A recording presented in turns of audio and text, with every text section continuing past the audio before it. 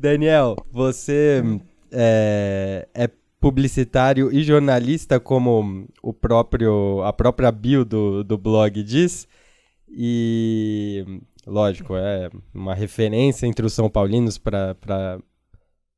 ia falar de novo para minha geração aqui, como se fosse um papo de velho, mas é que eu realmente acompanho, sempre fui muito ligado ao jornalismo, enfim, né?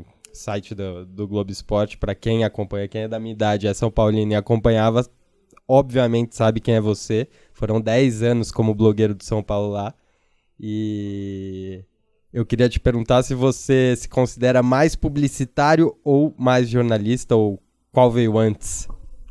Hoje eu me considero mais jornalista, mas eu comecei a minha carreira na publicidade, né? Fiz 4 anos de publicidade, me formei como publicitário na FIAN, e naquela época você tinha 2 anos que você fazia comunicação social. E aí você podia optar por jornalismo, por publicidade, por relações públicas, né? E dentro do jornalismo depois você podia optar por RTV ou então por redação, né? E eu optei por publicidade porque o meu pai, ele era de agência de publicidade, ele não era um criativo, meu pai era da área financeira, mas eu sempre convivi com publicitários na minha casa, né? Minha casa foi... ela era cenário para vários filmes publicitários, várias propagandas, né? Então eu, desde pequeno, eu convivi com aquela galera, né? Então eu sempre tive vontade de seguir não o que o meu pai seguiu, mas aquilo que o meu pai indicou para mim, né? E aí eu comecei a trabalhar no meio, né, estagiário, né, de diversas agências grandes. Graças a Deus eu me formei, na verdade, nas agências, né? Porque a publicidade em faculdade, ela te dá só o básico do básico, tá? E te dá muitos amigos. Jornalismo é um pouco parecido. Pouco parecido, né? E aí, tinha 2 anos que eu podia fazer de jornalismo. E eu confesso pra vocês que eu fiz os 2 anos de jornalismo para pegar os 2 diplomas, mas é para continuar na faculdade, porque eu gostava daquele ambiente, né? Jogar truco, tomar cerveja, ir nas festinhas. E aí eu estendi 2 anos e peguei o diploma e tava debaixo do meu braço. Aí, por uma ocasião do destino, né? E também pelo fato do meu pai ser muito, muito São Paulino. Meu pai era da torcida da TUSP, que era uma torcida antes da Independente. Ele era um dos fundadores da TUSP. Por ele ser um São Paulino muito, muito forte, eu comecei... Quando teve a internet, quando começou a internet no Brasil, 98, 99, eu comecei a participar dos fóruns de debate lá. E os fóruns de debate naquela época, eles eram muito engraçados, porque você não é que nem hoje, que você escreve, aí o outro já responde, o WhatsApp, né? Na hora, assim, a briga é na hora. Lá, a briga era de um dia pro outro, porque você escrevia alguma coisa só de madrugada. Você não dava pra você usar a internet de dia, porque era discada e tinha telefone. Não tinha celular ainda. A internet veio antes do celular. Então, a gente dava nossas opiniões nos fóruns de debate do São Paulo. À noite, de madrugada, dormia, acordava, trabalhava e de noite acessava a internet quando não tinha mais telefonema para ver a resposta do outro e ficava bravo por prestação, né? Não era bravo à vista, né? E eu comecei a participar de um fórum muito, muito interessante, que era um fórum que era uma galera inteligente que comentava lá. Se chamava saopaulomania.com.br, que é hoje a loja do São Paulo. Mas antes, esse domínio era de uma galera que, na verdade, a principal intenção desse fórum era mostrar as ideias do Marcelo Portugal Gouveia, que era oposição na época do Paulo Amaral. Então isso era 99, 2000, por aí. e a gente ficava debatendo as ideias, entendeu? Porque naquela época o time vivia, o clube não estava muito bem, né? O clube estava um pouco engessado. E aí eu comecei a participar. E eu lembro que o São Paulo Mania, ele era muito perseguido pela situação da época, pelo Paulo Amaral, pelo atual presidente. Porque a internet era muito nova, entendeu? Então, as pessoas ainda não entendiam que a opinião é só uma opinião, não é agressão, sabe? Até hoje não entendem, né? Mas hoje entendem mais. Naquela época, o Paulo Amaral, ele censurou, ele roubou não, eles compraram o domínio, tiraram o domínio desse grupo de pessoas e foi pro São Paulo, até que tá até hoje, São Paulo Mania tá lá com eles. Sim. E naquela época você podia fazer isso, eu não sei porquê, não tinha muita regra na internet, não tinha uma legislação ainda, então você podia tirar o domínio do... Hoje em dia você não pode tirar um domínio do outro, você não pode... Sim. Sabe, é muito, muito difícil disso acontecer, só se você for detentor da marca mesmo. E aí o site, eles não se deram por vencidos, né? Essa galera, era uma galera muito, muito atuante, muito conselheiro, muita gente importante, assim, com voz legal. E naquela época eles botaram o nome de Site Proibido, então era siteproibido.com.br. Não sei se vocês lembram dessa história, já contaram pra vocês essa história. Não. Eu não então a gente continuava falando o que a gente queria dentro do siteproibido.com.br. No final das contas, o Marcelo Portugal Gouveia ganhou a eleição. Essa eleição foi apertada, mas ganhou. Pra vocês terem uma ideia, teve 50 e poucas eleições no São Paulo, na história do São Paulo. Só 2 mudaram de situação para oposição. E essa foi uma das 2. Então foi um feito muito grande. Foi um feito muito grande. E aí, depois que o Marcelo Portugal Gouveia assumiu, o Site Proibido deixou um pouco... a razão dele existir começou a não existir mais, né? Essa razão. Então, as pessoas começaram e a internet foi desenvolvendo, as pessoas começaram a criar portais do São Paulo. Então, era uma fase que saiu dos fóruns de discussão para portais de notícias com discussão também.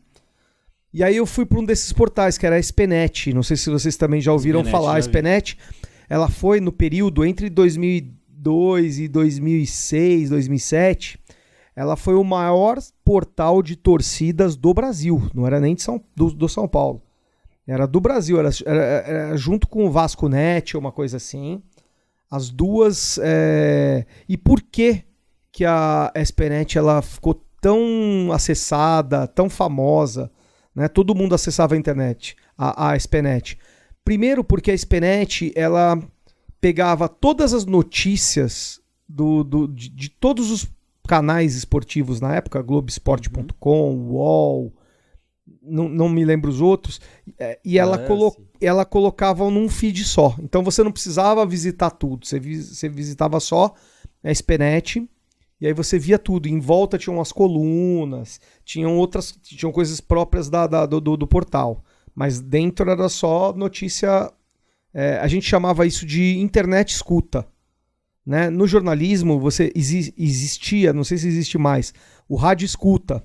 O rádio escuta era um profissional, né? Geralmente era o estagiário, que ele ficava ouvindo os outros programas de música para ele pegar as tendências e ele apresentar na rádio, entendeu? Então todos faziam isso, era uma espécie de um espião, assim, né? Ficava ouvindo os outros para ver o que estava acontecendo, né, se tinha alguma coisa de diferente, tudo, e lançava. Então a internet escuta era isso, era você ver tudo e você condensar isso num feed só. Isso fez a SPNet crescer muito, mas não foi o principal. O principal que fez a SPNet ser o maior portal de torcida do Brasil na época é que você, antes de Facebook, antes de Instagram, Antes até, acho que era só junto com o Orkut, só que o Orkut era outra coisa. Na SPNet você podia comentar a notícia.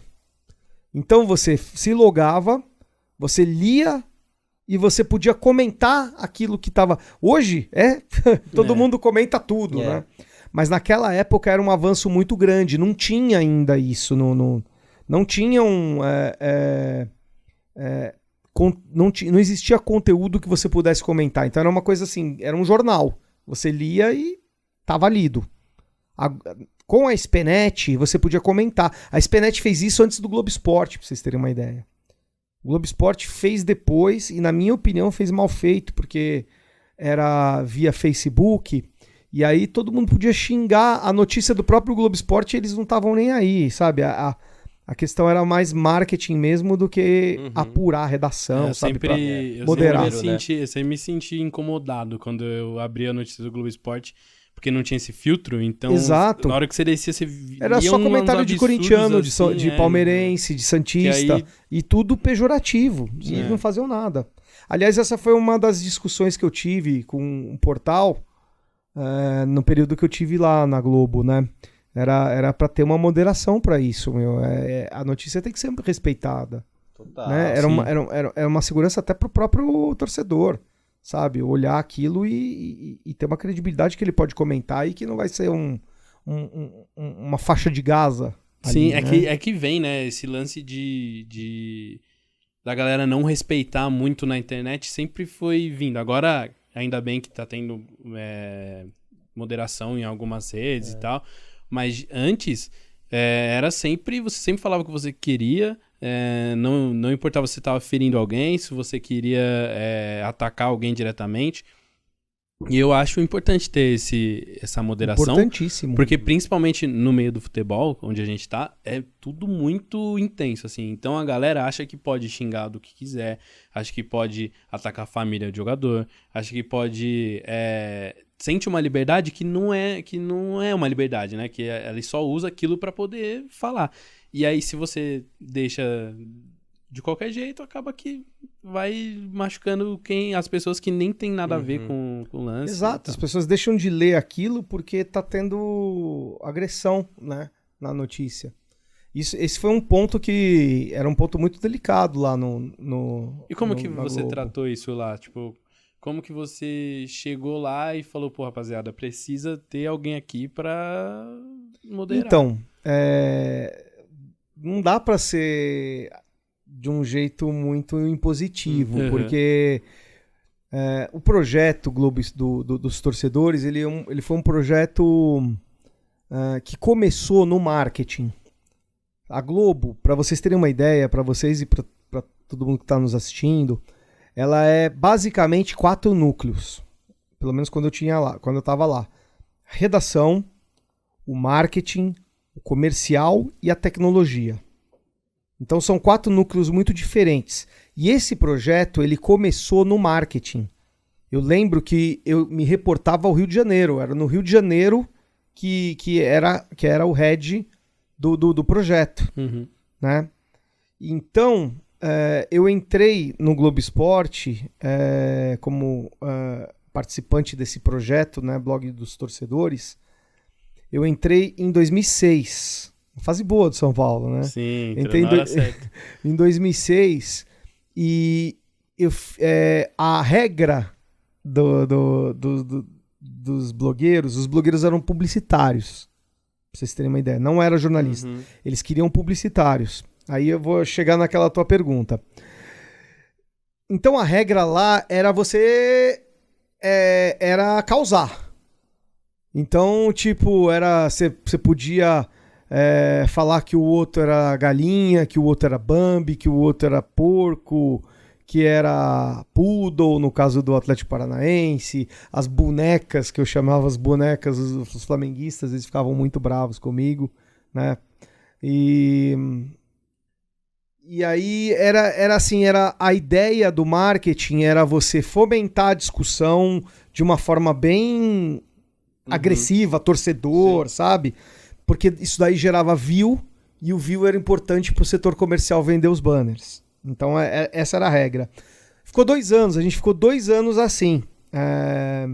quem lembra do começo desse projeto, ele lembra que, todo mundo que jogava contra o São Paulo dava um jeito de ofender o São Paulo nos blogs antes do jogo, e a gente sempre... a gente foi campeão em 2006, 2007, 2000, não tinha muito... Eu não tinha muito que ofender os caras. O próprio São Paulo já ofendia eles, entendeu? Já era uma ofensa. Aquele time já era uma ofensa. Né? Durante 3 anos a gente ficou ofendendo muito, todo mundo, dentro de campo, né?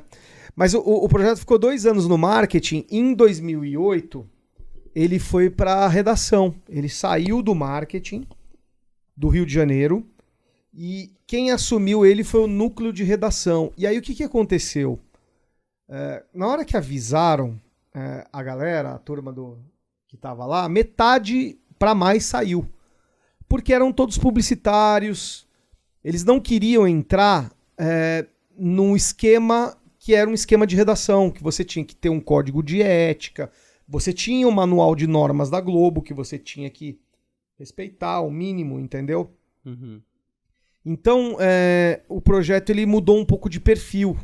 E eu vi, Theo, a oportunidade de exercer o meu diploma que estava encostado de publicidade. Eu encarei, eu falei, legal isso. Eu vou seguir isso aí. Eu quero aprender. E aprendi muito. Durante os 8 anos que eu tive sob o comando da redação, trabalhando de forma menos... Não digo menos solta, mas menos publicitária e mais jornalística, eu adquiri uma disciplina que eu uso até hoje, entendeu? O ritmo de postagem, o modo como você trata o teu público, o modo como você encara uma notícia, entendeu? Se ela é uma notícia quente, se ela é uma notícia só para você usar como provocação, sem muito fundamento, sem muita base jornalística. Uhum. Então eu fui trabalhando isso, né? E nesses 8 anos, até eu saí um pouquinho antes do final do projeto e construí o blog São Paulo Sempre. Salve, Tricolor! Essa foi uma parte da nossa resenha do MorumbaCast. Se você quiser conferir o episódio na íntegra, acesse o link da descrição ou acesse o nosso canal que lá vai ter o episódio completo. Vamos, São Paulo!